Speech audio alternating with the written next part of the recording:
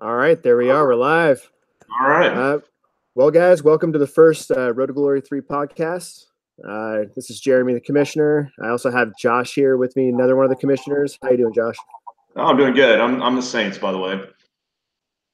Yeah, Saints. He likes to pick all the best teams: Patriots, Saints. Uh, what was the other Yeah, team you have? I'm Saints, Patriots in R2G2, and Cowboys in That's right. R2G1. Saints is the best team you have out of those three, I think. All right, so what we're going to do here today is go through a quick introduction of us, how we got into Dynasty. Number two, we're going to go through a quick trade evaluation of a few of the trades through the Dynasty League. And then lastly, we're going to go through an AFC and NFC East roster analysis based off of Josh. But we have two Josh. No, sorry. My bad. Chris's analysis of the draft, which is based off of startup values where first copy, last copy was taken, all that good stuff. All right, so we'll go ahead and get started. Josh, how'd you get into Dynasty, man? Oh man, it's been many years ago. I started off pretty much like everybody, just playing in redraft leagues, and that was probably, I don't know, 15 years ago. Been doing Dynasty for about the last 10 years. Kind of pared it down to like 5 core leagues. I'm in the first 3 R2G leagues, and then I've got another couple of just 12-team offense only type dynasties, and then I'm commissioned in a 14-team super flex. So I've kind of narrowed it down to those leagues now. One time I was up to way more and just kind of got a little overwhelmed. It's especially in dynasty, it's hard to be involved when you have way too many leagues like that. Nice. Yeah, I definitely feel you on that one. I'm pretty much the same. I'm a little overextended right now, I would think, but next year I'm planning on really trying to scale down and get back to our core leagues, Road to Glory leagues, Yeah. and then the other ones that I've been building for the last 3 years that I can't let go yet. So at some Yeah, point I'm gonna have to cut ties. Right. All right. So first, let's go ahead and start with a couple trade evaluations. All right. All right. So let's see. Where do we start here? So we can do one of the first trades that happened. Actually, just about a couple weeks ago, we had Joe Mixon was given up with a 3rd-round pick for Dak Prescott. What are your thoughts on this trade? Oh man, I don't know that we really understand the true value of quarterbacks in this league. I know I'm beating that drum, and I know a lot of people are going to come at me and be like, "Yeah, because you went quarterback heavy in the draft, of course you're going to say that the quarterback valuations are extremely high." But I really believe with being a 2 QB super flex, that quarterbacks have tremendous value in this league. Joe Mixon is an outstanding up and coming running back. I think he's going to have a huge year this year. I just don't know that. For a young quarterback that I think's got a lot of years as a starter in the league, that the value is there. I mean, I think there should have been more put with Mixon to level this out. I mean, I'm not saying that it was an awful trade. I mean, I get it if you need running back help or if you're QB heavy. But for me to if I'm on the owners the Dak owner on this, I'm having to have way more than Mixon in a third to give him up. Yeah, I definitely agree. I think it was a steal. Personally, like if there's 5 great quarterbacks, or even this year, right? I really think that if we had a rookie draft, all those quarterbacks would have went in between those running backs. I think so too. I think Saquon probably still goes first overall, just because of his huge extreme upside. But yeah, the quarterbacks Baker, Rosen, Darnold, and maybe even to a certain degree Josh Allen, based on what we saw Thursday night. I think they would have been at worst mid-first round if we had a rookie draft this year. Yeah, and something else too is I think people are underestimating the scoring format. Like quarterbacks have the 6-point touchdowns, they have the points per carry, they also have the points per completion. I agree. I get the running backs have a points per carry, but a good running back's only going to last you 5 years before he gets beat up. Yeah, I mean, there's very few teams that do the bell cow anymore. I mean, it's almost a running back by committee. You have your first and second down guy, then you have your third down guy come in. So I mean, there's very few running backs that get 20 plus carries a game anymore. And I mean, and if they do, I mean, look what happened to DeMarco Murray a few years ago. I mean, the Cowboys just ran him into the ground. He was never the same after that awesome season that he had. Yeah. I mean, they're trying to, I think, increase their longevity, more than they used to. And so, you just don't see it anymore. Yeah, no, I definitely agree on that one. So I think between both of us right here, I think we're both probably on the same lines. Like, need a little bit more on that Mixon side for Prescott. We both have 3 quarterbacks, so like you said, we're both going to be on the train of quarterbacks are worth more. So let's just go ahead and move on to another quarterback trade though here real quick. So we actually have. Actually, I didn't realize we had so many quarterback trades. Yeah, we kind of had a flurry there right after we opened up trading. There was like several trades that went on in the first couple of days. So it looks like the next one is Eli Manning for a 2019 first. So what are your thoughts on this one? It's tough to say. I don't know that Eli is going to play that many more years. But really, right now, just based on watching Davis Webb. The first preseason game this year, he looked absolutely awful. And then this week, he didn't look too bad. So I don't know that they really have anybody behind him yet. I don't know that the next Giants quarterback is even on that team yet. And I don't know how many more years he's going to play. But I think that any starting quarterback in this league has a certain value, and I would say it's at least a first, if not more. Especially for the guy, the starters at the back end of, kind of the QB1 train. Even those guys, I think, are at least worth a first, maybe even more than that. To have that quarterback start for a whole season, which we think that Eli's going to, unless he gets hurt, but he never seems to get hurt. I think I don't know that I would have been able to take that. I would have probably asked for a little bit more. Yeah, and something else too with this one is like, look at his surrounding cast. Like, he's got Barkley there, he's going to get catches. He's got Shepard, Ingram, Beckham. Like, he's got a great offense, so he has a potential to be up there in that top 5, top 10. Worst case scenario too, like if Eli retires, you get an extra pick for that in the draft. It's probably going to be, if he's that high, it's going to be a second. If it's a little bit lower, it's going to be a third. Yeah. But like, I still think he has a potential to, like, that 1 to 2 spot year starter, which I would not mind having Eli as my third quarterback. Yeah, third. Yeah, or even if you're deep enough, your fourth quarterback. Yeah. One thing we hadn't touched on. If you can start 3, but if you have 4 guys that you can plug and play, you can essentially go through the entire season and start 3 quarterbacks every single week. And I think that's a huge advantage, even if it's a guy like, an Eli or a Joe Flacco or somebody like that, it's not going to put up massive points, but, has a solid floor. I think that's a huge advantage versus playing another flex player, maybe a running back or a wide receiver that has some upsides, but also you might get a wide receiver that has 1 catch for, 8 yards, and that's all he gets you, where a quarterback's, their floor is always going to be at least 10, 15 points. Yeah, you hope. Yeah, unless they, go on a 4 or 5 interception spree, something to that effect. Yeah. No, so it's very, very interesting analysis right now, seeing these trades. We'll do one more here real quick. Okay. Redskins gave up Kareem Hunt for Jared Goff. This one, I'm a big Goff fan. I think the kid's got a bright future ahead of him. I think he's going to be playing for a lot of years for the Rams. I absolutely, I would give up Kareem Hunt in a heartbeat to get Goff. With Goff, he's so young. You're potentially set at that QB position for 10 years, maybe more. Where's Kareem Hunt going to be in 10 years? Probably retired for 6 years, or 5 years. Who knows? But I'm on the Goff side of that all day.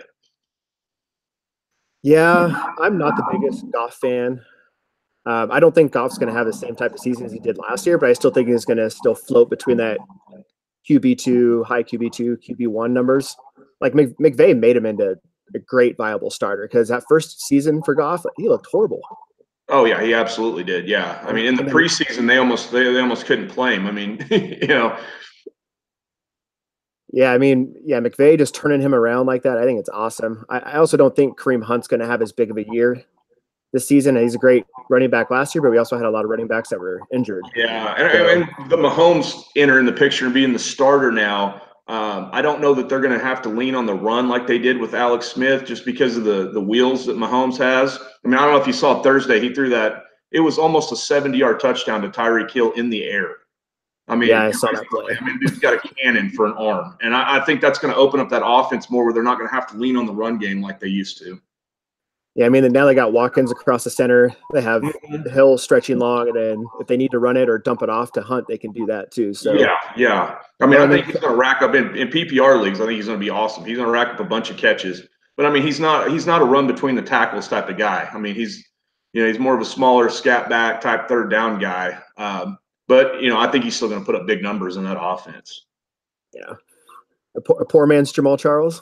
Absolutely, yeah. Pretty much the same blend, I think. All right, all right. So we'll keep it short for the trade analysis. So now we can just get into AFC and NFC roster analysis. And real quick with this, so I mentioned it just briefly before. Hopefully, Chris can speak to it a little bit more next week. But what Chris did was he took all of the startup drafts. He had picked values for the players based off of where the first copy was and the second copy. First through the third copies were taken. So there were reaches if a player was taken in the first round when the second or third copy were taken in the 10th or 12th rounds, that type of concept. Then he busted out a value based off of where these players were taken, which gives us, what did he call it? Basically, he assigned a value to it, plus or minus, as the difference between where they went first copy, second copy, and third copy. So if you took the second copy, basically what he would do is take the third copy and subtract it from when the second copy went, and that was your value. Same thing between the first. So and then he actually went through and did analysis on like steals and assigned values to what was an epic steal or an epic reach. It's a very, very involved spreadsheet that we'll be sharing with everybody once the podcast come out. Yeah, and something else real quick with this. Some of these values were skewed just a little bit based off of players that were taken in the late rounds. So some of those cornerbacks that got drafted in the 40th and then somebody took them in the 85th, that's going to skew the number as like an epic steal. So just take that into consideration. We're mainly going to analyze the first handful of rounds unless there's something that really sticks out to us. So, all right, so let's go ahead and get started. You want to go ahead and start with the Jets' biggest reach? Yeah, we'll go ahead and go with the Jets. And I kind of went on here. I didn't go based on what the biggest steal was. I kind of went and like what was the biggest steal or the biggest reach in the front end of the draft, because that's really going to be where your core team is.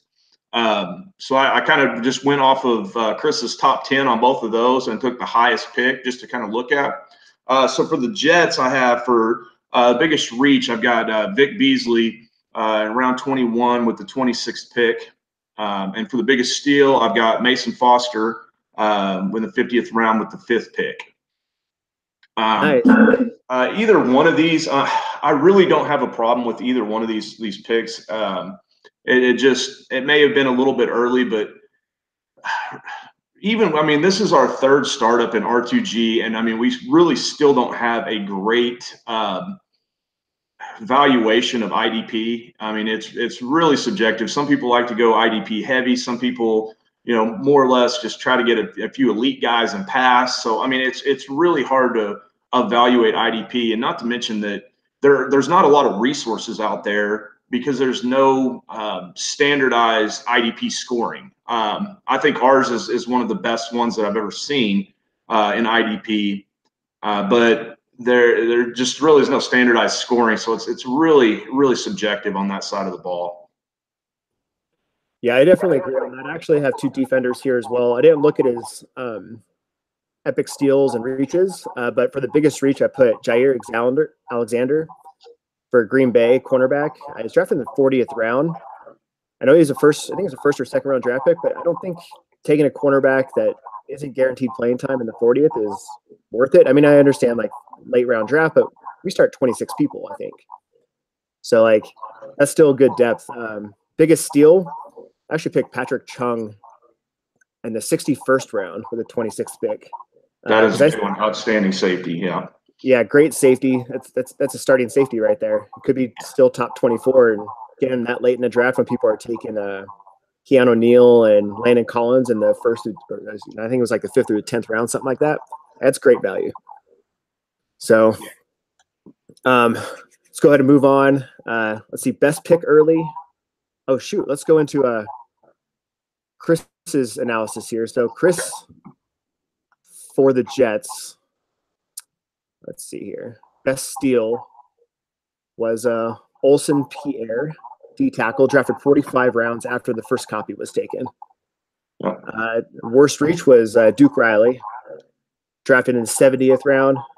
Not all copies were drafted, so it could have been picked up off waivers. And I know we'll probably get into that argument where, that last 15 rounds are just going to be bench guys. It's just going to be taxi squad guys. But yeah, I mean, I took Johnny Manziel in the last 15 rounds. So, I mean, it's at that point, you're throwing darts, with a blindfold on. Chances are none of those guys are going to pan out or ever crack your lineup. But, there are those guys, and it happens every year. Some guy makes a roster in camp and ends up having some value that wasn't even drafted in a startup or a rookie draft. Yeah, I definitely agree on that. But sometimes, like, if you like we're going to get to it later, there's another team that took a great player, and I wouldn't say he's a great actual player, but he had a great pick in the late rounds to back up one of his quarterbacks, and like that's what you're looking for, something that can provide that impact. If for some reason your quarterback goes down, your receiver goes down, and the sleeper, and you have an inside to what's going on with the teams. But it's tough. Absolutely. I mean, I think in this league, any quarterback who's on a roster in the NFL should be on a roster in our league. And I think that's at this point, we're pretty much at that situation now. I mean, there's some guys that have, deep quarterbacks, and you look at them and be like, wow, why are you wasting a roster spot on that? But I mean, the reality is an injury and the guy could be playing. So, I mean, a starting quarterback has tremendous value, even if it's short term. Yeah, I definitely agree. All right, so let's move on here into let's see, best pick early and worst pick early. Okay, I've got best pick early. I've got Sam Darnold at the 605. At the time, I mean, I wasn't a big Sam Darnold fan going into the preseason, but just what I've seen so far, I mean, he could be the starter. I legitimately think he may open the season as the starter, and if that's the case, his value shoots way up. And to get a guy that potentially is going to be a starter in the 6th round, I thought was a great value.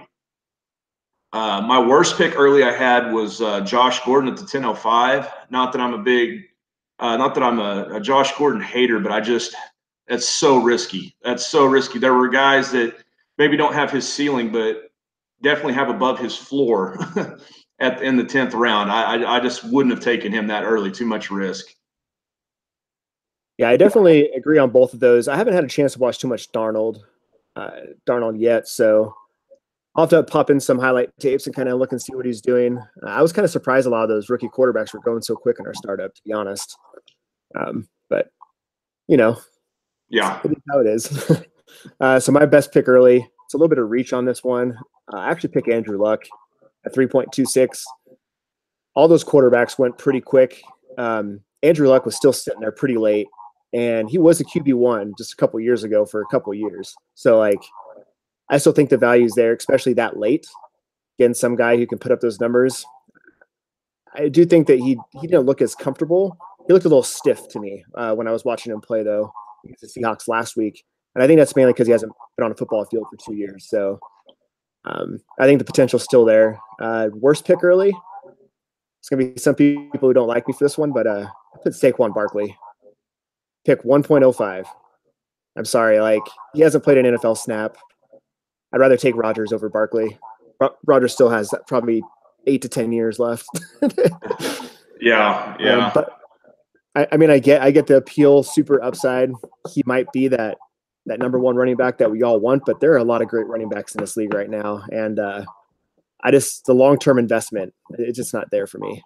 Yeah, that's kind of my feelings too on running back. They're the most injury-prone position. They have the shortest careers. I mean, it's to invest that much draft capital into a player that, may only have 3 or 4 elite seasons versus a quarterback that could have, 8 to 12 elite seasons left. It's hard to do. I mean, I get the appeal and I get the strategy. But just not the direction that I went. Yeah. All right. So Chris, his analysis here, best early pick was Adrian Amos at 36th round. So top 10 safety, which is pretty good there. Worst early pick, Jacoby Brissett. 26th round, a little early, I think, for a backup, but granted, Luck's actually, he was actually pretty smart with taking him because he has Luck, so he backed up Luck with his, and Brissett proved he could run the offense last season. So 26th round, it's a little high for me, but handcuffing your quarterback, you do what you got to do. Yeah, if you went quarterback light, I mean, handcuffing one of your starters is not a bad idea, especially with as deep as these rosters are. Yeah. All right, let's go ahead and move on here. So, best pick late and worst pick late. What do you have here for the Jets? On mine, I initially was going to evaluate worst pick late, worst pick, or best pick late. And I backed away from it because I just feel like it's subjective at this point. In the later rounds, I mean, there's so many differing opinions on who you want to take. I mean, especially after like round 45, 50. So I didn't really evaluate any of the worst pick, best steal, worst reach type deal on these. All right, yeah, I did a couple here.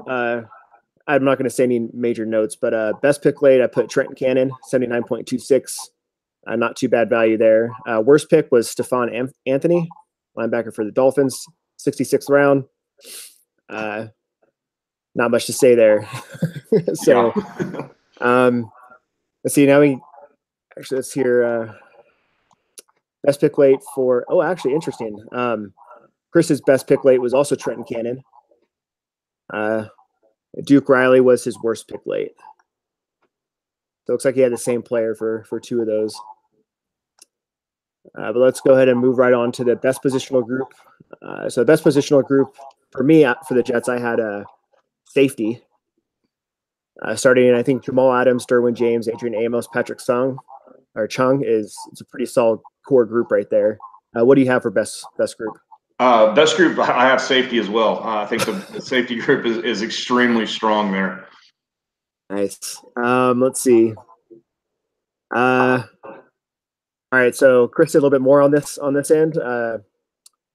His best offensive position was quarterback, and his best defensive position was safety. So it looks like we're all aligned on the. Yeah, and that's why I had quarterback too as the best position group as well. I think he's really set up. I mean, with Trubisky, Luck, Garoppolo, Darnold. I mean, that's a good core, and it's going to be good for many, many years. Yeah. Worst group, I put defensive end and wide receivers. So no real DN1 on the team. Wide receiver, he has Baldwin. Not a lot outside of that. So could be a little rough around the edges. What are your thoughts? I put worst group was tight ends, not because it's an awful group. Really, if I had to pick one out of the offenses, tight end was it. But he's got a lot of young guys with a lot of potential. I mean, he's got O.J. Howard, Hayden Hurst, George Kittle, Johnny Smith. I mean, these are guys that could end up being tight end ones. But for right now, there's a lot of question marks there. So for offense, that's what I put. And I also put linebackers on the defensive side. There's just a lot of guys that there's not a lot of star power there. I mean, he's got a lot of depth, but not a ton of star power. Not a lot of elite players. But there's some guys on his linebacker core that if they were to overperform would really bolster the group. But for right now, there's a lot of question marks. Yeah, I definitely agree with that. Chris is also on your side with the linebackers. I saw that too, a little weak.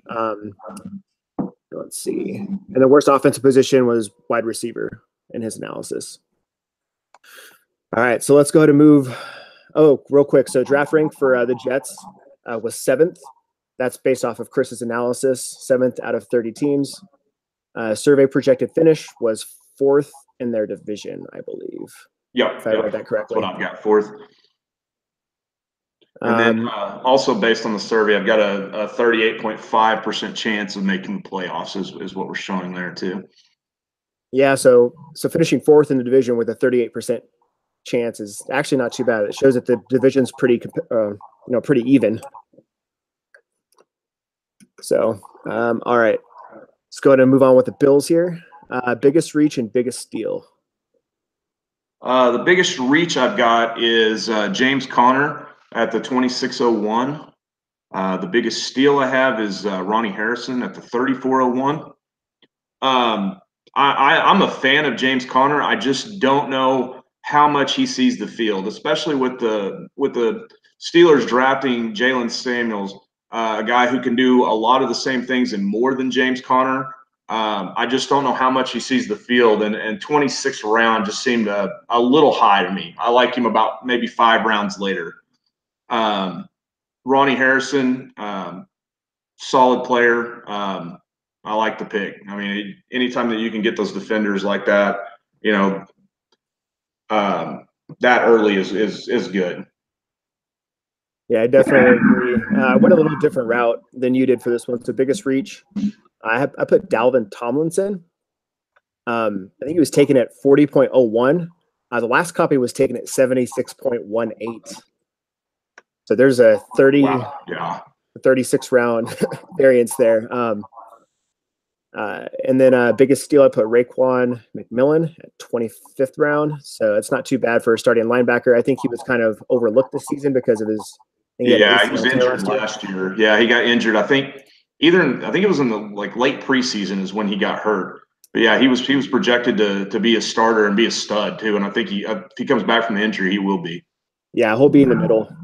Alonzo will be on the outside where he should be. So I think that's a very great steal. So going over Chris here real quick. I forgot what team are we on here? Bills. Bills, yeah. Let's see. Best steal, Tavon Wilson. 71st round. Pretty solid for a starting safety, around 71. Worst reach, Dalvin Tomlinson. So same concept as me. Yep. All right. Do you want to go ahead and get into the next two? So best pick early and worst pick early. Okay. For the best pick early, I had Eli Manning at the 1103. Like we've already talked about Eli Manning. I think he's going to be solid for at least another year or two minimum. And to grab a starting quarterback in the 11th round is serious value. My worst pick I had early was Cortland Sutton at the 1303. Not that I'm not a fan of his, but a rookie wide receiver with a questionable quarterback. I couldn't have taken him that early. I liked him several rounds later. I do like his upside, but I don't know that Case Keenum is really going to be able to maximize his potential, and he's got other mouths to feed in Denver as well. Yeah, I think those are both good picks. I think I'm actually kind of on the Chad Kelly train for the Denver quarterback. I like Chad Kelly. Yeah. And when I was watching him, I didn't watch his game yesterday, but the first week he has a rocket in an arm, which I didn't realize. But I guess I'll get right into my worst pick early. Some people are going to hate me for this one. Carson Wentz at 101. I like Wentz. I'm not sold that he's the best quarterback in the league. So yeah, I would have much rather taken Rodgers over Wentz. I get the age difference, but it's like six years. It's not that. I think Wentz is like 25. Rodgers is like 31. So it's not like a big difference. Yeah, and there'd be an argument even on Russell Wilson versus Wentz as well. I'm a big Wilson fan. He racks up a lot of yards with his legs. See, I was going to say that, but people are just going to call me a truther because I'm a Seahawks fan. So, but it's kind of where I stand on worst pick. Best pick, I put Tavon Wilson, 71st round starting safety. So I love that pick. Let's see. For Chris, he has Raekwon McMillan as his best early pick and Ty Montgomery worst early pick.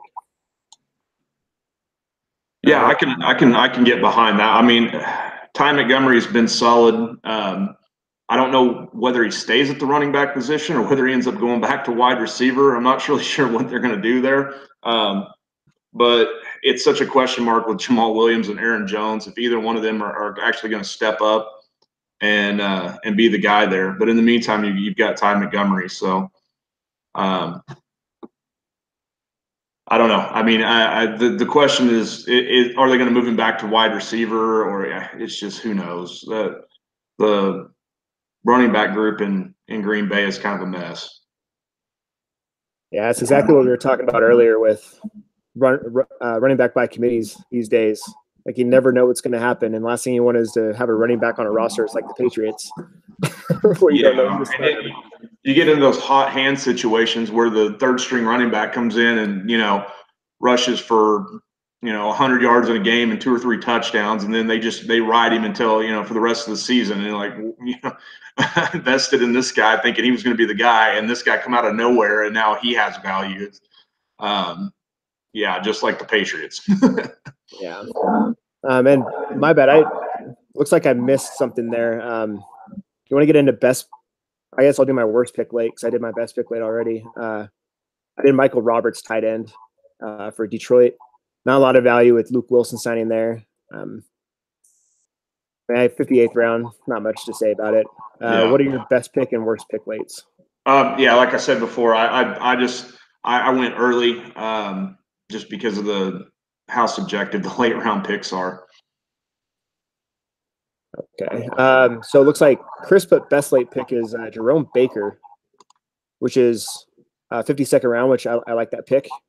14 rounds there for the first copy. I think that guy's going to have some value there, especially Alonso's injury prone, and I don't see him being there more than a couple more years. Worst late pick, Josh Harvey Clemens. So Chris doesn't know about this guy. The 68th round was really interesting. His last season he came on, he was a I can't remember his name. He was one who launched a Read and React and Saturdays. He's on Saturday Sunday Football podcast. He does all IDP stuff. Has very good knowledge, very good insides, or a very good insight to like the NFL game and college game. Anyways, he picked him as a good safety for last year, just kind of like a sleeper safety, and he was for Washington. What was really interesting is he went from safety to linebacker, and now I think he's a left end or D end maybe for Washington, which is very interesting transition. Maybe he'll get bumped back up to a linebacker because he's only, I think, 220 pounds. A DN can't last at 220. No. The defensive end lining up on a tackle gets manhandled at 220. Bad. Yeah. But yeah, so those are his picks. Best positional group, I selected a quarterback. Having 3 starters and 2 rookies as backups is great. And worst positional, I put linebacker and defensive tackle. What do you have? I have best position groups are running back and defensive end. And the worst position groups I have are tight end and linebacker. Okay. Yeah, Chris has best offensive position is running back. Worst is tight end. Best defensive position, none. All about average. Worst, defensive tackle and cornerback. Yeah, I'm just looking at the roster here. He has some studs at running back. Just running down the list, and young studs at that. So I think he's going to be set at running back. The tight end position, I mean, he has Eifert, and that's really his only starter right now. He's going to struggle to be able to start 2 tight ends every week. I mean, he may be starting a guy that doesn't even get any snaps. So the tight end for me was by far the weakest on the offensive side. Yeah. Let's see. Draft rank in the analysis. 15th overall out of 30 teams. Survey projected finish for your division was 5th. Let's see. Yeah. So now let's go ahead and move on here to the Patriots. Who do you have for your biggest reach and your biggest steal?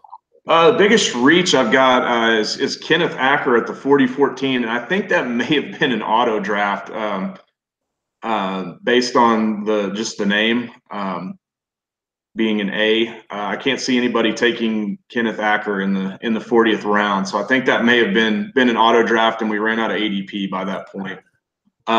Biggest steal I have is Linval Joseph at the 31-17. Oh, that's a nice pick. My biggest reach, I actually put Josh Doxson at 18th round. I think with Smith being there, Crowder is going to be that number one target. And Doxson hasn't done anything in this. This is his fourth year, which is kind of. Yeah, I think this will be his third season. Third season? Yeah, which is really unfortunate because in one of our drafts a couple years ago, I took Josh Doxson over Michael Thomas. And I still remember it because it hurts that bad. Oh, man. Well, I mean, at the time, you know. Yeah. My biggest steal was Jordy Nelson, 28th round. I still think he has some great value being in Oakland, and 28th round for a possible wide receiver 1 week or a couple of them throughout the season is great value. Let's see. Chris over here has, let's see, best steal, Brandon Carr, 79th round, cornerback for Baltimore. Worst reach, DeMarcus Ayers, wide receiver, Chicago. All right. Okay. So I'm going to move on. Best pick early and worst pick early. I had best pick early was Tarek Cohen at the 11-17. Worst pick early, once again, Josh Doxson at the 18-14. Doxson has all kinds of upside, but I don't know that we're ever going to see it. Tarek Cohen, the guy has been solid. He's still young. In the 11th round to get a solid running back is great value. Yeah, let's see. I have best pick here. I put Evan Ingram, 6.14. I think if OBJ does not stay in New York, I think his value skyrockets, and I think he's already a top 3 tight end. So I think it's great. Worst pick early. I'm on this train one more time. Saquon Barkley, 1.14. I just can't get on board with it. So yeah, I liked him like in the mid first round. I love it. Once Aaron Rodgers, Russell Wilson, Carson Wentz are off the board, it's a great pick. But it's hard to pass up long-term quarterback stability. Yeah, like you said, for a guy who hasn't even taken a snap yet, he's looked great so far. But as injury-prone as running backs are, that's a lot of draft capital to pass up for a solid quarterback. Yeah, and let's see around that. Here's the thing: Barkley went. Looking at the draft board, Barkley went. Rodgers went at 1.15, 1.17. Wilson went at 1.18, 1.21. Like Barkley went before pretty much all of the copies of Wilson and Rodgers, except for 2 of them. Yeah, I'll just touch on it real quick. The first couple of rounds of this draft did not go anything like I thought they would. I really thought being towards the back end of the first, like the quarterbacks I was going to have to pick from, and there were people there that I had no idea I'd be able to get. So I really had to adjust on the fly, but I really believed in my strategy and I stuck with it. And I think other people did too, but it threw me for a loop. I was not ready for the way that the first 2 rounds of this draft went. Yeah, I definitely agree. I kind of wish I would have had one of those later picks in the round if I could have. Yeah. Like I select the middle because I didn't know, and I just wanted to sit right there and like 15, every 30 picks I'd be going. But all right, so Chris here, best early pick, Jordy Nelson, 28th round. Worst early pick, Latavius Murray in the 26th. Do you want to go ahead and get in with? Did you do best pick, late pick? Yeah. Once again, I passed on these just because they're just, to me, there wasn't a lot of argument for good or bad. I mean, it's really just building depth on your team in the later rounds, as deep as we are. All right. So what we'll do here to kind of speed up, I know we're probably hitting around 40 minutes right now. We'll kind of we'll skip past the best late pick and worst late pick unless it's somebody that stands out. Okay. So for this one, actually, Chris has John Brown in the 49th round, which I actually like quite a bit, especially as that depth piece. I do not have. Oh, actually, yeah, C.J. Beathard, 73rd round, handcuff Jimmy Garoppolo, his QB1, which I think that's great value for 73rd round, taking him back up. Yeah, I agree. Best positional group and worst positional group. What you got? I've got for the best positional groups, I've got quarterback and defensive end, and for the worst position groups, I've got wide receiver and linebacker.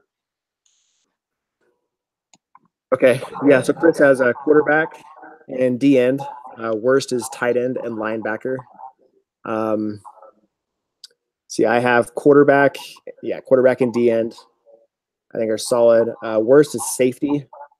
My quick note on this is his safety one is Micah Hyde.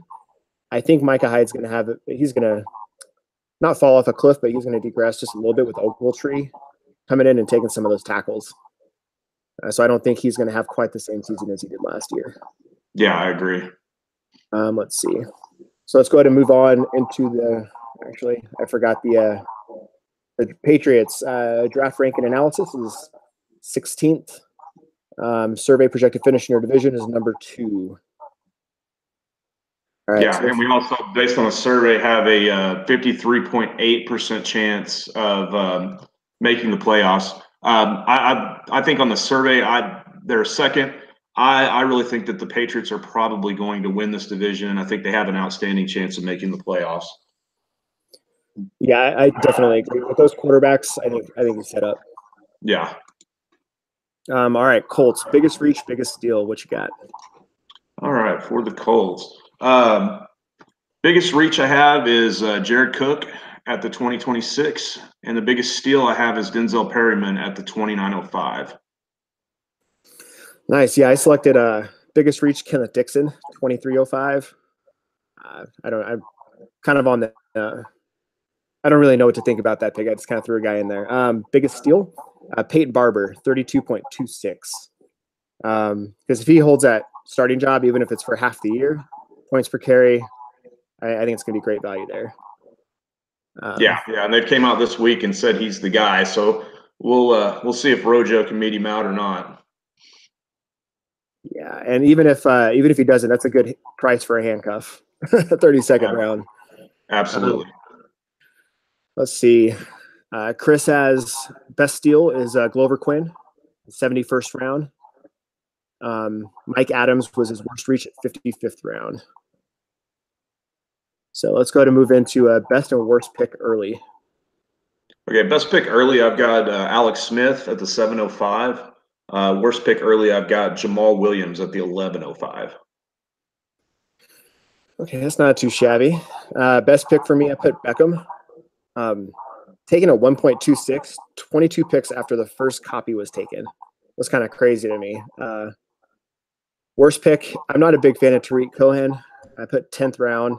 I think he's a gadget player. Kind of like a poor man's Tyreek Hill. I guess you could say just really small, fast, quick. I'm not sure how much they're going to throw him the ball or how active he's going to be with Jordan Howard there, Allen Robinson, Anthony Miller, Trey Burton. Like that takes a lot of away. It is a lot of mouths to feed. Let's see. Okay. Sorry, I'm just trying to get through my spreadsheet right here. Best pick early for Chris was Dante Pettis in the 25th. Worst pick was Matt Breida, 24th round. All right. So we'll skip right past the worst and late picks. Best offensive position and worst. I've got for the best position groups, I've got wide receiver and safety. For the worst position groups, I've got tight end, and there is no D tackles on the roster. So by default, that is the worst position group. Okay. Yeah, Chris has best is wide receiver, worst is tight end. For defense, we're looking at the Colts, right? Yeah. I think he flipped these. He says best defensive position is defensive tackle and worst is safety. So I'm gonna go with that. He flipped those on accident because it's exactly the opposite of what you just said. So yeah, it's be fun debate. I put best positional group, wide receiver, first, quarterback second. Worst, I put running back. I did not notice that there were no D tackles, so that's a miss on my part. Draft ranking analysis, 11th. Projected finish for the division is number 1. I think it's the Patriots and the Colts are going to battle it out in this division, and the loser of the deal could be battling for a wild card spot, in my opinion. Yeah, I don't remember our playoff. Looking our playoff format, I can't quite remember it. Yeah, we'll just get into the Dolphins here. We'll have to do a playoff podcast at some point during the season. Oh yeah. Okay, Dolphins biggest reach and biggest steal. Okay, for the Dolphins, I've got the biggest reach at the 2203, Jalen Samuels. When we do my team, it'll be the same thing because I reached for him too. I'm a big fan. Biggest steal I've got is Latavius Murray at the 3808. Nice. Yeah, I'm actually a big fan of Samuels as well. I was very unfortunate. Like when I saw the first copy go off, I was just like, no. I think it was me. I think it was you, and I saw it. I couldn't get on board with it. And then the next 3 copies went, or 2 copies where I was like, man, that's crazy. All right, so biggest reach. I think you're going to start seeing a trend here with my picks. I put Zeke at 108. I still think with Rodgers and Wilson and top tier quarterbacks there, I would have went quarterback over running back. Biggest steal, I put Larry Fitzgerald. So pick 15.23. Could easily have a top 7 season. Great value for a number 1 receiver. Plus, you could also get a pick in return if he retires next year. So, well, and I like him. I like him with Bradford as his quarterback. Bradford is a very accurate thrower with a strong arm, and I think Fitzgerald is going to benefit from that, and having a little stability now that Carson Palmer's gone. It was kind of up in flux, but I think he's going to have a big season. Yeah, I do too, and I hope he retires. I want that 2nd round pick. I'm on my roster. All right, let's go over here to Chris and see what he says. Let's see. Best steal. He put Danny Amendola in the 55th round. Worst reach, Bryce Butler, 48th round. All right. What do you have for the next 2 categories? Best pick early and worst pick early. Best pick early, I've got Case Keenum at the 1008, and I've got Nyheim Hines at the 1408 for the worst pick early. I like the Keenum pick because as of right now, he's a starter. So a starting quarterback in the 10th round, even if he only starts for 1 season, is good value. Definitely agree. We share the same worst pick. I picked Nyheim Hines. Best pick early, I actually put Dalvin Cook in the 2nd. I think he was kind of overlooked. I think he has the same potential as Kareem Hunt and all those guys that were taken in the 1st. And he took him at the end of the 2nd. So I think that's great value for a running back. Yeah, the injury mid-season last year really derailed his value, but I think he's going to come back for it, and he's a solid running back. I mean, he's the guy in Minnesota. Yeah, I think he's going to have a nice year this year, and he might even jump. He might jump Kareem Hunt, and I wouldn't be surprised if that happens. So yeah, I can see that as well. So I actually did a couple. I have one best pick late here. I think it's kind of, well, I guess it's not too late. I put Jake Butt, 25th round. Great pass catcher. He could be a tight end 1 there in Denver in the 25th round and start two tight end league. That's great. Let's see. What do you got for best positional group and worst positional group? For the best positional groups, I've got running back and safety. For the worst positional groups, I've got tight end and defensive end. Okay. I have best positional group is running back. Worst wide receiver, tight end, and quarterback. I actually threw 3 in there, so I didn't put too many notes on it.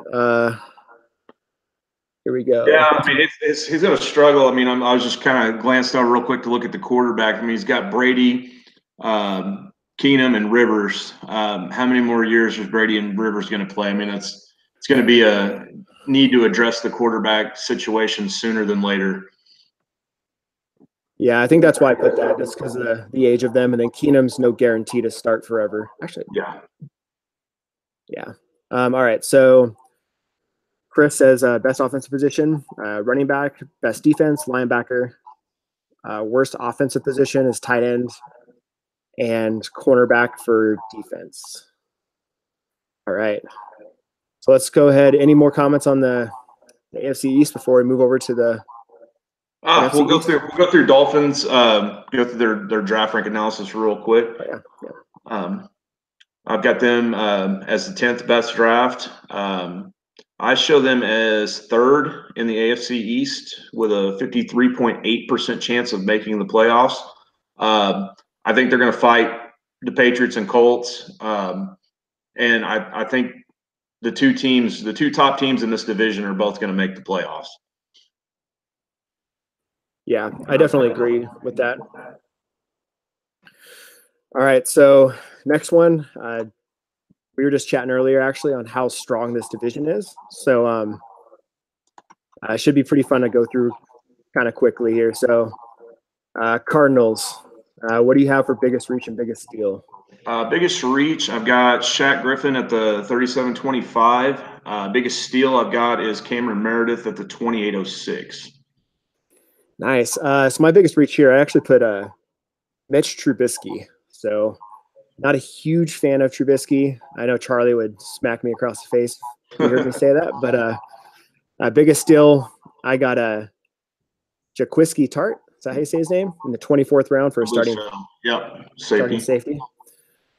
Let's see. Chris has. Yeah, sorry, I'm jumping around so much. Let's see. That's I feel you. I'm looking at spreadsheets. I'm looking at all this data. I'm just clicking, going back and forth. Yes, it's crazy. I need to find an easier way to do this. Yeah, I need multiple screens. I need at least 2 screens here to really be doing this effectively. So best steal, Mason Foster. Worst reach, Chase Daniel. Let's see.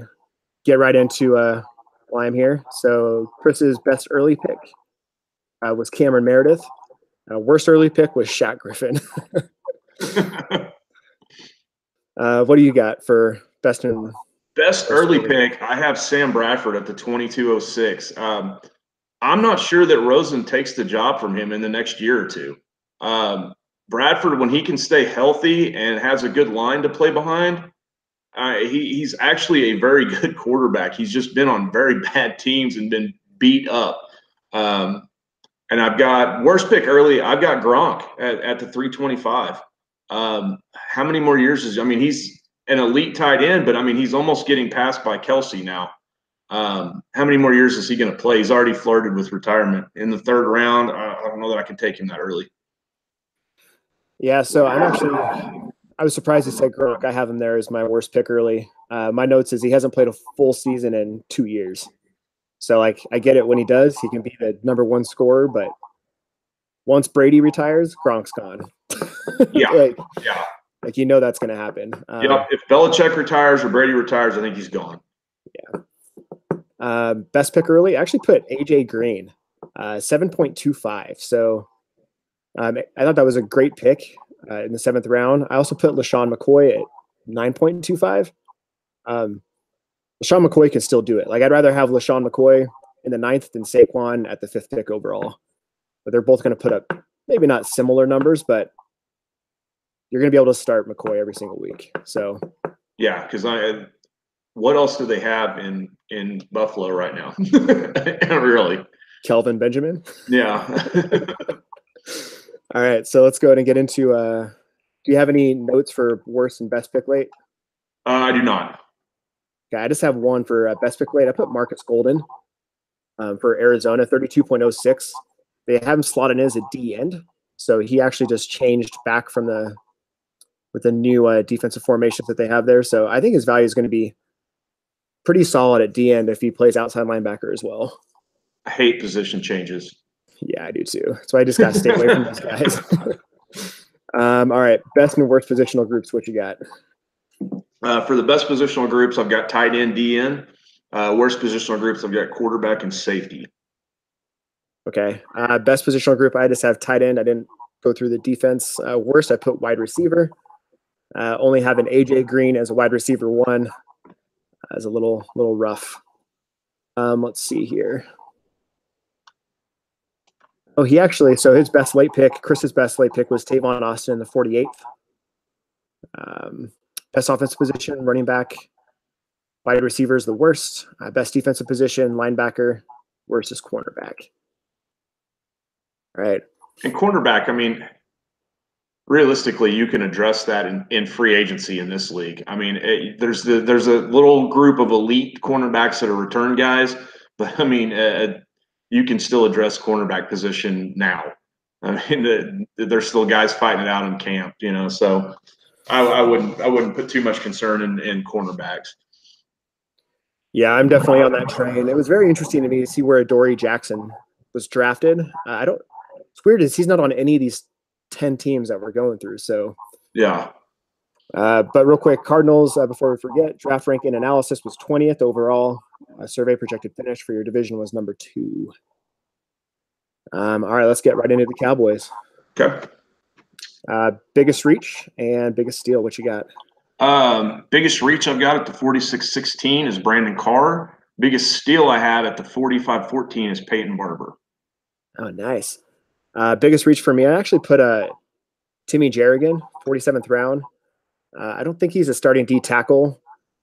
I think not all copies were drafted. Can't remember. Biggest steal, Xavier Rhodes, cornerback from Miami, I think, actually. 82nd round. And I think he has still the potential to be a top cornerback, like you're saying. Like you can get cornerbacks in free agency or those late rounds that are going to put up numbers. Yeah, they're going to get you 10 to 15 points a week. Yeah. Let's see. Chris, best steal for Chris's notes is Xavier Rhodes. Worst reach is Timmy Jerrigan. So exactly the same analysis there. Just so you guys know, like we haven't looked at any of our notes since this. Like we all kind of got our notes together and then tried to find a time, and then now we're finally looking at each other's notes. So yeah, I didn't see Chris's until right before we were starting, so it's kind of news to me. But it's amazing how it's matching up with a lot of what we came up with as well. Yeah, and that's also I apologize for a little delay and going between all the spreadsheets. Like that's another reason we're trying to find this information and where it's at on each of the spreadsheets. So, all right, what do you got for best pick early and worst pick early? Best pick early, I've got Aaron Rodgers at the 117. Worst pick early, I've got Demaryius Thomas at the 14-17. Nice. I actually have Aaron Rodgers at 1.17 as well. I think that's great. I put Andrew Luck on there at the 4th round. I think that's great value. Like if Luck stays healthy, Luck and Rodgers is your top 2 quarterbacks. Like, that's nasty. Worst pick early, Will Fuller, 13.14. I can get behind that. Yeah. Best pick early for Chris was Reuben Foster in the 15th round. Worst pick was Demaryius Thomas. So it's funny how like literally until like about 10 minutes before we started this, I've not seen Chris's notes yet. It's amazing how much a lot of it's matched up. Yeah, and it's just in different spots. Worst pick, best steal. Like we're just like flipping around. Real quick here, just a side note. His best late pick was Peyton Barber, 45th round. Same notes as we said. Barber's a starting running back on Tampa. Yeah, in the 45th round to get a guy that's even going to see the field is good value. Yeah. Now let's see. Best offensive position. Chris, go ahead. Oh, go ahead. Let's see. Chris has tight end. Worst for offense is wide receiver. What do you have? I've got best position groups is kind of a combination between quarterback and tight end. Safety on the defensive side. The worst position groups I have are wide receiver, and I have cornerback, mainly just because of how many cornerbacks there are and how many roster spots they're taking up. Yeah, I actually have best positional group is quarterback and tight ends. I think he has 5 starting quarterbacks and 4 starting tight ends, which can't beat that. Wide receiver is the worst, needs depth. Let's see. Chris's comments for defense, best position linebacker, worst cornerback. So, I'd say the wrong team. Yeah. The wrong team, sorry. Best defense position is safety, and D tackle is the worst. Based off of Chris's notes. All right. What do you got for playoff analysis? On this, I mean, I've got the Cowboys as the front runner for this division, just based off of our startup draft. The survey has them with a 68.5% chance of making the playoffs. This division is going to be a dogfight. There are very, very good teams here. And on the NFC side, I would be willing to bet that the division winner and the second place team both make the playoffs. Yeah, it sounds like it's going to be real tight over there on the east side. Did you go over draft ranking analysis 18th? Yeah. Yeah. Okay. Perfect. All right. So let's move right on to the Giants here. Biggest reach and biggest steal. The biggest reach I have is Albert Wilson at the 29-24. The biggest steal I have is Trey Flowers at the 19-24. That's a good pick. I didn't see that one. Biggest reach, I have Prince Amukamara, 43rd round. I mean, you can pick a guy up off waivers and get better production. Biggest steal, put Deshaun Jackson at 56th round. That late in the draft, he starting up to 8 receivers. You could probably throw him in there as one of those, and he'll still get that boom bust week for you. Yeah, I mean, especially if Godwin goes down. Yeah, Jameis hits him on a 70-yard go route. I mean, that's a solid week just that play. Yeah. Let's see. Let's get into Chris's real quick here. Deshaun Jackson was his best pick. Wow, Prince Amukamara is his worst pick. Clearly, we don't see eye to eye with player evaluations. All right, best pick early, worst pick early. What you got? Best pick early, I've got Ryan Tannehill at the 12:07. Worst pick early, I've got Albert Wilson at the 29-24. Nice. Best pick, I actually didn't put anything down. Worst pick, I did Trubisky again, 4.07. I also threw in a cornerback, Jalen Ramsey, 18th round. The dude's good. Like, it's like selecting Richard Sherman really early in a draft, and they're not going to throw him the ball. I know they got a lot of other good defenders on that Jacksonville defense, but yeah, that's the thing with the quarterbacks. The good cornerbacks in real life are not good fantasy quarterbacks because they don't throw the ball at them. The ones to have are the guys opposite the lockdown corners that they throw on all day and rack up a ton of tackles. So it's kind of flipped, and I don't know that we're ever going to, unless MFL starts doing some advanced statistics where we could change the scoring at the cornerback position. It's just really difficult in IDP to kind of sync up real life good cornerbacks with good fantasy cornerbacks. I definitely agree. Here real quick. So best pick early, I think, was Kerryon Johnson from Chris, 9th round. Worst pick was Trey Burton in the 11th. See, I just have one note here on worst pick. Now, best pick late, I actually put Jermaine Kearse. That New York Jets wide receiver core is terrible. I think a 61st round for a starting wide receiver or a slot guy, like, I don't think the value is, I mean, that's pretty good value to me. But let's see. Best positional group. I put wide receiver. Hopkins and Thomas needs a little bit of work, but like that's very solid core. Worst positional group, I put linebackers. Only linebacker 1/2 is Kirksey. Not much depth after Kirksey. No. What do you have?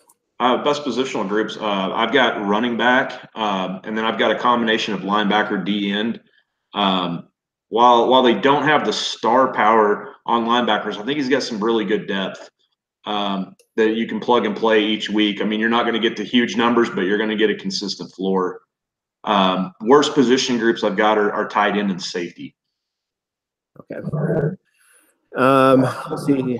Chris here has best positional groups as wide receiver and safety. Worst is tight end and linebacker.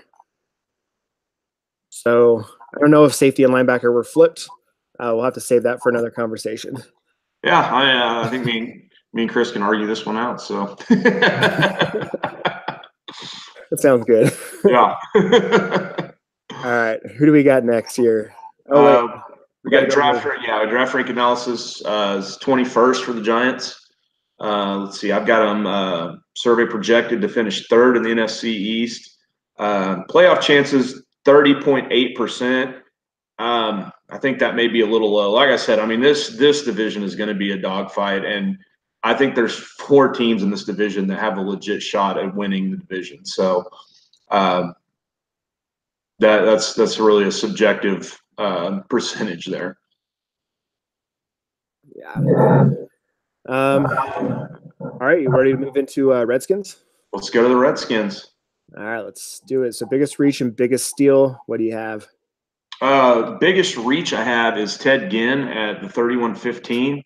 The biggest steal I have is Ronnie Harrison at the 34.16. It's great. My biggest reach is also Ted Ginn. Biggest steal, I put Derek Rivers at 54.16. I know they do a rotation there in New England, but if he can get in 60% of the snaps, I think Derek Rivers has a chance to put up some numbers, kind of like Trey Flowers did a couple years ago. Yeah. See, biggest steal for Redskins was Timmy Jernigan, sorry. I think the third time you've heard us say this name. This time he was taken in the 80th round, and he's a steal. So, not a reach. He stole him out from everybody else. That was about the time that I took Johnny Manziel, by the way. Yeah. Let's see. What's next? Worst reach? Stephon Anthony in the 43rd round. Last copy was taken 24 rounds later. Stephon Anthony hasn't done anything in the last 2 years. He didn't do anything last year, even when McMillan went down. Yeah. I think that Miami was still just throwing in like some random guys out there to to fill the need. Yeah, they were reaching deep onto the team to try to fill that position. Let's see. Next, we got best pick early and worst pick early. What do you have here? Best pick early. I've got Tyrod Taylor at the 19-15. I know I keep beating that drum, but that's solid value in the 19th round for a guy that is going to start for the Browns this year, and I think will be a starter on some other team next season. For the worst pick, I've got Mike Gesicki at the 15-15. I think the guy has crazy measurables if you watch what he did at the combine, but if you look at his production at Penn State, he didn't catch many balls. He was more of a blocker, and in fantasy, it's all about catching balls and scoring touchdowns, and I don't know how much upside he has to doing that. Yeah, I like both of those. For me here, I have a best pick early. I actually put Mike Evans in the 3rd round, which is kind of a shocker. The first pick was at 205, so full round after, which is kind of crazy to me. Worst pick, I actually put Kareem Hunt. I think there's a lot of mouths to feed there, and as we were discussing earlier, like Mahomes can run. You have Watkins, you have Mahomes, you have Hill, you have Kelsey. I just think there's too many mouths to feed. I don't think he's going to have quite the same season. I mean, Alex Smith last season kind of broke the mold on his the critique he'd always had about being a check down quarterback. He actually aired it out a little bit more last season. Mahomes is going to look for the deep ball first and check down as a last resort, or use his wheels as a last resort. So I don't know that, like we've said before, I don't know that Kareem Hunt's going to get the volume that he did with Alex Smith. Yeah. If anybody else has a different opinion on that, let us know. Yeah. I'd love to get some nice debate in here. So next, Chris has, I think best pick was Blake Bortles in the 7th round. Worst pick, Ted Ginn, 31st round. Nobody loves Ted Ginn. But, I mean, the guy's, what, like 33 years old? I mean, I can't see him playing that many more years. And he's always been kind of a gimmick player anyways. Yeah, it's exactly what Chris said. He's getting old, might be 5th or 6th in pecking order for targets. Could have been gotten 19 rounds later. And my notes on him were Not a fan, gimmick player, especially with Thomas, Lewis, Meredith, and Kamara taking targets. Yeah. So, all right, let's see here. Best pick late. Do you have any notes on that? Nothing on this one. No. I put Frank Gore at 51st round. I like him for a little bit of points. Derek Rivers is what Chris had. He should get some nice rotation there. Chris's analysis for best positions: wide receiver and linebacker for the best. Worst are running back and safety. Here we go again. I've got best positions: wide receiver, and then a combination of defensive end and cornerback. Worst positions: running back and safety. Okay. Yeah, mine are. I put DN as the best. Maybe I have to look at that. He has Yannick Ngagwe, Akeem Hicks, Marcus Davenport, Dante Fowler. Like, he has a nice little rotation there of DNs. Worst positional group, I put running back. No real running back one on the team. Draft rank in the analysis, 14th overall. Survey projected finish is 5th. And what's very interesting about this one is, like, the draft rank is higher than the Giants. Else? Yeah. Oh, anybody else in the division? Yeah, it is. But then, based off the survey that everybody sent out, or that we sent out, everybody thought it was the worst team. Yeah, I mean, they're showing from the survey a 23.1% chance of making the playoffs, which in this division, they're gonna struggle to be above 5th, to finish above 5th. And I mean, it's no knock on their team, but it's a tough division. Any team in this league would have to really compete to be up towards the top of this division. Yeah, it should be a fun one. Like NFC West and Road to Glory 2 last year. Like, every team was like 14-2 going into the playoffs. It was ridiculous.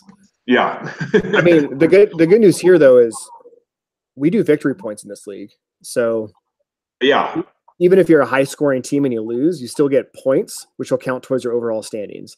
Yeah. I think we're like, when we get ready to wrap this up, we should talk about victory points for a minute or two. Yeah, we should. Yeah, definitely can do that.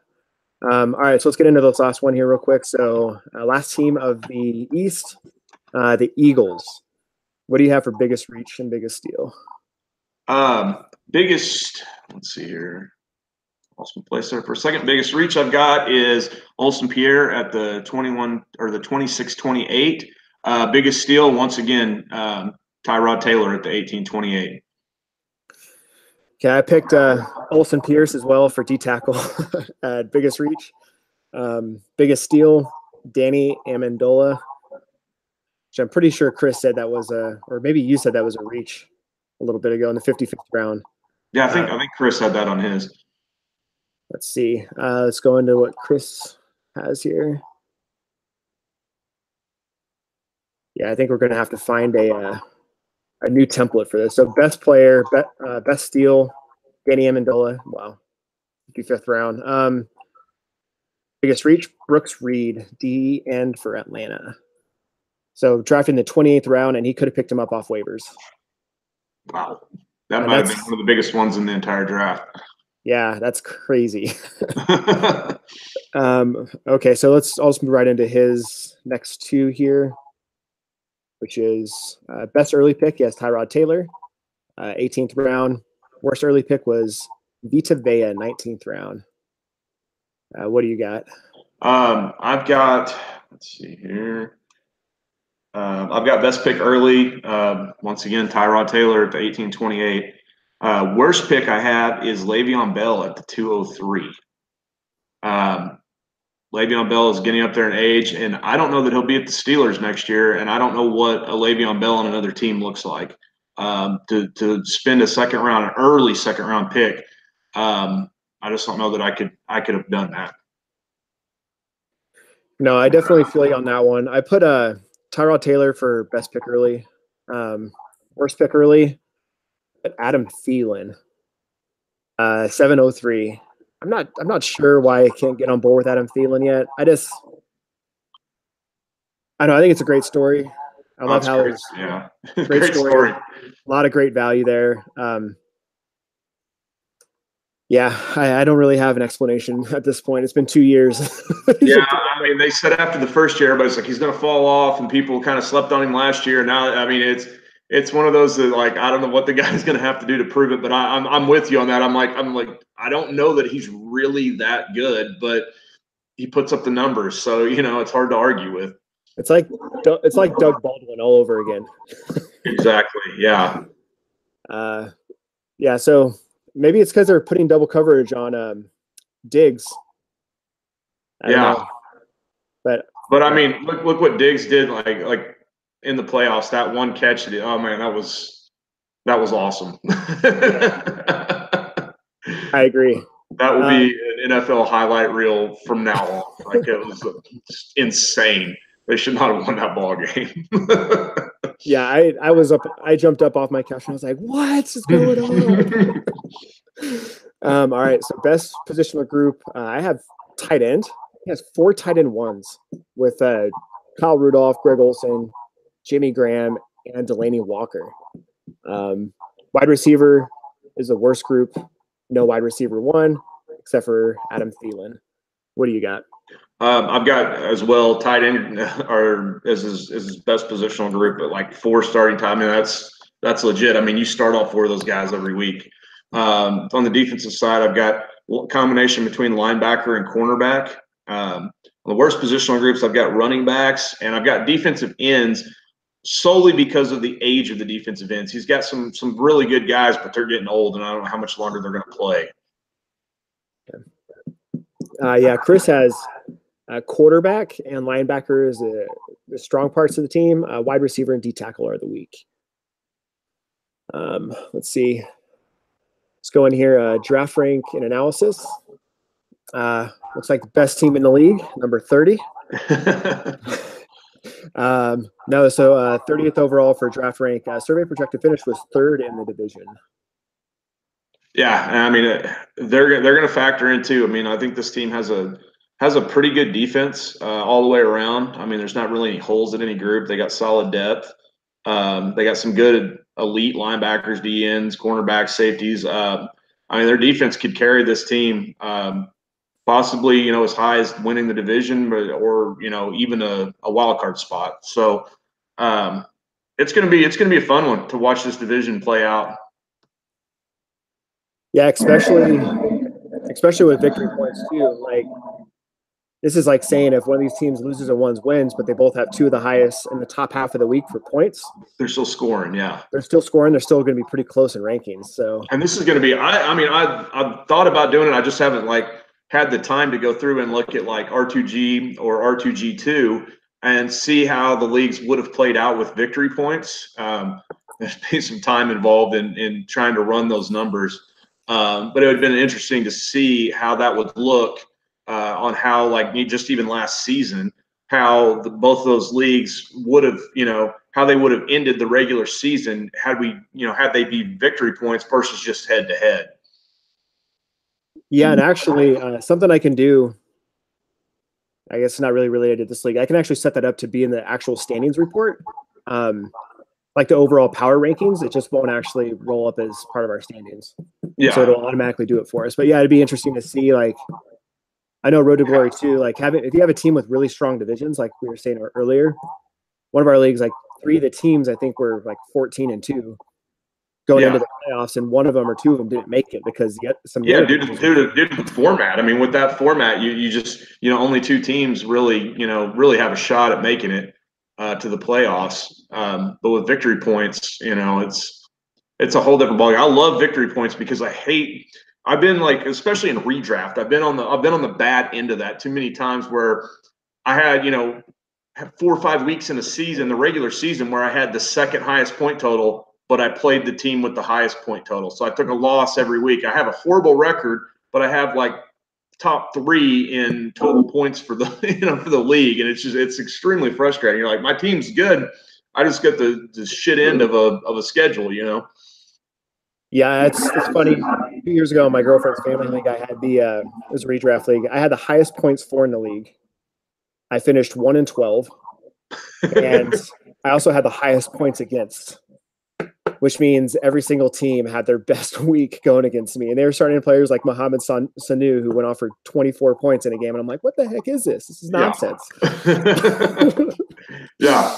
Like, I promise I know what I'm doing. I'm really better than 1-12. Yeah. All right. So that wraps up both AFC and NFC East. We can get into victory points here real quick. So real quick, they're in the bylaws. So if you guys have any questions, feel free to reach out on GroupMe. So the way it works is I'll just kind of read verbatim by the bylaws. So teams will be rewarded 2 points for a win, 1 point for a tie, 0 points for a loss.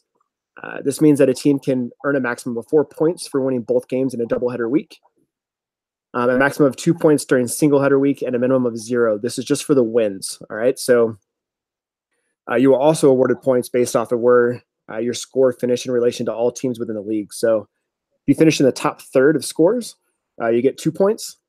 If you finish in the middle third, so between 11 and 20, you get 1 point. 21 and below, you get 0 points. So it means on doubleheader weeks, you can get up to 6 victory points if you win both of your games and you score in the top 10. So what's cool about that is I think we have like 3 or 4 doubleheader weeks. That's 24 points if you can win your games and you can. Yeah, and you score, in the top 10. That's yeah. I mean, what I like about it is it still has value on head-to-head games. I mean, it still matters whether you win or lose every week, not just what your score is. But if you do lose, it's still salvageable to a certain degree because you still can get some points by scoring a lot of points. So there's an advantage. Like I lost, but I still scored in the top 10, so I'm still getting points for this. Yeah. And with that, just so that we're all aware, I'll just go over kind of like the seeding right now for the playoffs. It is all based off of victory points as well. So seeding will go, it'll be 12 teams. Number 1 will be division champion with most victory points. 2 is the second most. Both receive first round buys. Third is a division champion with third most victory points. And then we have 3 wild card teams. All right. So all of them are going to be with the most victory points. Except the Superflex Cup winner. So remember, we have an in-season tournament. That person will get an automatic seed into the playoffs, and that will take one of the seeds. Let's see. Do you have anything you'd like to add to this? No, I think we're good. I think we're good. But once again, if anybody has any questions or there's some ambiguity there, feel free to reach out. We can get it clarified. Yeah. Definitely. We'll always be around. Some of us might be a little slow to get back. I mean, Charlie right now has been off the things on another planet right now because he hasn't been around for like a month. It's weird. But yeah, any questions, you guys, feel free to reach out. If anybody has any ideas for the podcast, let us know. I can get a thread going on the website where you can put any kind of ideas and we can kind of throw that stuff around. And also, if anybody else wants to do one, you don't need me here to do a podcast.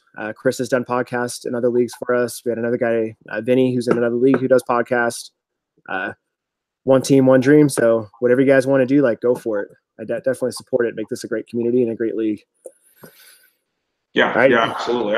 Anybody ever wants to join in or, do this on their own, yeah, feel free. I mean, just seeing the league responses from the podcast we've done in R2G and R2G2, people love hearing about their teams, hearing about other teams. So if anybody has any ideas or wants to branch out and do one on their own, go for it. Yeah, and it also gives a nice little analysis and a kind of a different viewpoint. So like as you can see, like me, Josh, and Chris here, like we've all been in a lot of leagues together. We have a lot of similar opinions and same roster construction ideas. What works best? So like our analysis was nearly identical, which is kind of crazy to me. But it'll be fun to get somebody who has completely opposite beliefs, and make a nice little debate out of it, make it a little fun, build that rivalry. Yeah, absolutely. I mean, and it's not like we worked together on any of this analysis. We did all of our own analysis independent of each other, and it just all kind of came together today during this podcast. And it's amazing how much it matched up. It kind of surprised me. I was like, oh, wow. Like we're on the same page more than I thought we would be. Yeah. All right. Well, that's it for us. Last thing I have to add real quick here is rivalry games. So really try to make sure you go onto the forum and make sure you confirm that that bet is correct. I will also be posting the schedule up here in the next couple of weeks. That's all a manual process. So make sure you get your rivalry games in. Schedule will be up soon. Don't have many more questions that I've been asked. So outside of that, that's all I got. Any last words? Famous last words? That's all I got. Just looking forward to the season. We've been waiting on this league for a very, very long time. It's awesome to see it finally all come together, and really looking forward to getting our first season underway. Sweet. I feel exact same. All right. Until next time, guys. We'll see you.